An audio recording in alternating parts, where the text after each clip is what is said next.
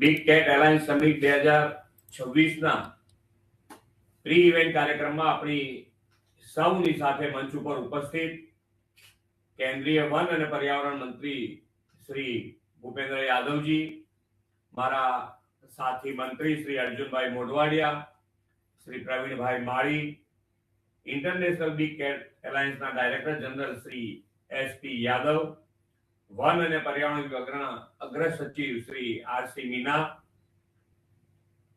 ગુજરાત વન વિકાસ નિગમ લિમિટેડના managing director doctor AP Singh, અગ્ર મુખ્ય વનરક્ષક ડોક્ટર જયપાલ સિંહ, અગ્ર મુખ્ય વનરક્ષક Shri BP Pati, wild life additional director general Shri Ramesh Pande, આમંત્રિત સર્વે મહાનુભાવો, પ્રેસ મીડિયાના મિત્રો, સૌને મારા નમસ્કાર. વિશ્વ નેતા અને યશસ્વી વડાપ્રધાન શ્રી નરેન્દ્રભાઈ મોદી હંમેશા એન્વાયરમેન્ટ ફ્રેન્ડલી અભિગમ રાખ્યો છે. પૃથ્વી પરના સૌ જીવો માટે વસુદેવ કુટુંબકમના ભાવ રાખવા સાથે live and let others live, જીવો અને જીવવા દો સાથે જીવાણોની સંસ્કૃતિ તેમણે વિકસાવી છે અને મિશન લાઈફનો વિચાર પણ તેમણે આપ્યો છે. આદરણીય શ્રી મોદી સાહેબે સંસ્કૃતિને ગ્લોબલ વિઝન આપવા 2023 થી ઇન્ટરનેશનલ બિગ કેટ એલાયન્સની શરૂઆત કરાવી છે. વિશ્વના દેશોમાં વાઘ, સિંહ, દીપડા, ચિત્તા સહિત 7 મુખ્ય બિગ કેટના સંવર્ધન, સંરક્ષણ અને ખાસ તો લુપ્ત થતી પ્રજાતિઓને બચાવવાનું માધ્યમ આ આયોજન બન્યું છે. વડાપ્રધાનશ્રીની વિઝનરી લીડરશિપમાં આગામી જૂન મહિનામાં Bharat international big cat alliance summit 2026 ની યજમાની કરવાનું છે.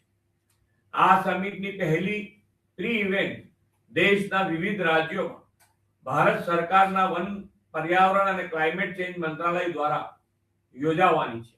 આ પ્રી ઇવેન્ટની પહેલી કડી આજે એશિયાટિક લાઇનની ભૂમિ સાસણ ગીરમાં યોજાઈ રહી છે. તે આપણા સૌ માટે ગૌરવની વાત છે. હું સ્પષ્ટપણે માનું છું કે બિગ કેટના સંવર્ધન માટેના વડાપ્રધાન શ્રી નરેન્દ્રભાઈના વિઝનને સમજવા માટે સાસણ ગીરથી વધારે ઉત્તમ સ્થળ બીજું કોઈ હોઈ જ ન શકે. વડાપ્રધાન શ્રી નરેન્દ્રભાઈએ ગુજરાતના મુખ્યમંત્રી તરીકે ગીર સેન્ચ્યુરી અને સિંહોના જતન માટે જે પગલાં લીધા છે તેના અનુભવ પરથી જ દેશભરમાં બિગ કેટના સંવર્ધનને વેગ મળ્યો છે. તેમના નેતૃત્વમાં દેશભરમાં વાઘની વસ્તી વધી છે. આપણે કુનો નેશનલ પાર્કના ચિત્તાને વસાવી શક્યા છે. વડાપ્રધાનશ્રીના વિઝન અને વન વિભાગની પ્રોએક્ટિવ પ્રેક્ટિસિસને લીધે ગીરમાં પણ સિંહોની વસ્તી વધી છે. દેશની આ સફળ સંવર્ધન ગાથા હવે વૈશ્વિક બની છે અને વિશ્વના દેશોને આપણે આપણી બેસ્ટ પ્રેક્ટિસથી માર્ગદર્શન આપવા સક્ષમ બન્યા છે. તે માટે જૂન મહિનામાં દિલ્હીમાં યોજાનાર સમિટ ઉપયુક્ત બનશે. શ્રી મોદી સાહેબે ગુજરાતમાં સિંહોના સંવર્ધન માટે ખૂબ સુંદર વિઝન આપ્યું છે. તેઓ હંમેશા કહે છે જ્યારે ઇકોલોજી અને લોકલ ઇમોશન સાથે જોડાય અને લોકલ ઇકોનોમીને વેગ મળે ત્યારે જ પર્યાવરણની જાળવણી શક્ય બને. સાસણ ગીરના લોકોનું સિંહ સાથેનું સહજીવન અને ગીરમાં પર્યાવરણની જાળવણી સાથે પર્યટનનો વિકાસ, આ બે બાબતોના સમન્વયનું જીવતું જાગતું ઉદાહરણ છે. સિંહ એ ગુજરાતની વિરાસત છે. ગુજરાતની સાંસ્કૃતિક સાહિત્ય વિરાસતમાં પણ ગીરના સાવજને લઈને અનેક રચનાઓ થઈ છે. તાજેતરમાં વડાપ્રધાન શ્રી સોરઠની ભૂમિ પરથી સોમનાથ સ્વાભિમાન પર્વ અને સોમનાથ મંદિરના પુનઃનિર્માણના અમૃત પર્વની સાંસ્કૃતિક અને આધ્યાત્મિક વિરાસત વિશ્વ સમક્ષ પુનઃ ઉજાગર કરી છે. શ્રી મોદી સાહેબે વિરાસત બી વિકાસ બીનો જે મંત્ર આપ્યો છે તે તેમણે સિંહોના જતન, સંવર્ધન અને સંરક્ષણના સફળ પ્રયાસોથી સાકાર કર્યો છે.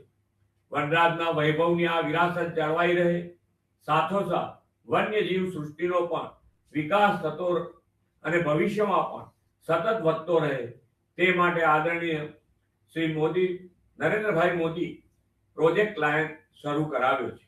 આશરે 2000 કરોડ રૂપિયાના આ પ્રોજેક્ટ અંતર્ગત સિંહો માટે બ્રીડિંગ સેન્ટર, આઇસોલેશન સેન્ટર, સારવાર કેન્દ્રનું upgradation, CCTV, radio collar, drone વગેરે સુવિધાઓ આપણે સુદૃઢ કરી રહ્યા છીએ.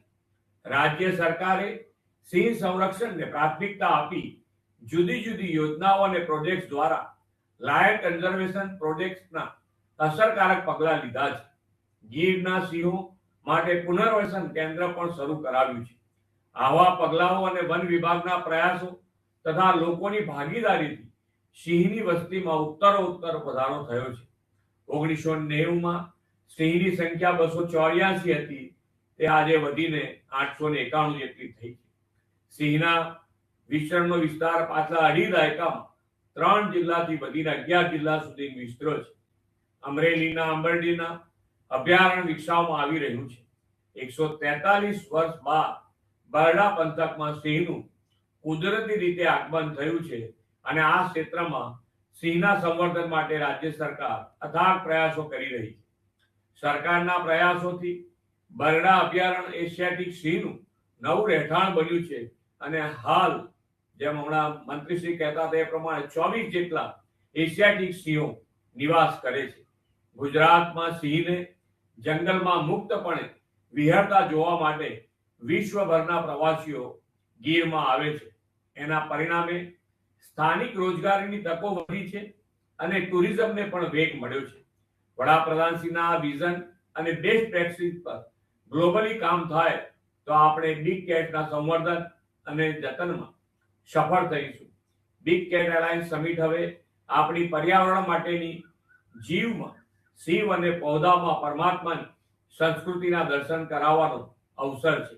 આ બિગ કેટ એલાયન્સથી વિશ્વના નકશા પર ગીરના એશિયાટિક સિંહો સહિત વાઘ, ચિત્તો, દીપડો, સ્નો લેપર્ડ જેવા બિગ કેટ માટે વધુ સલામત અને વધુ સરળ ઇકોસિસ્ટમનું નિર્માણ થશે એવા વિશ્વાસ સાથે વિરમું છું.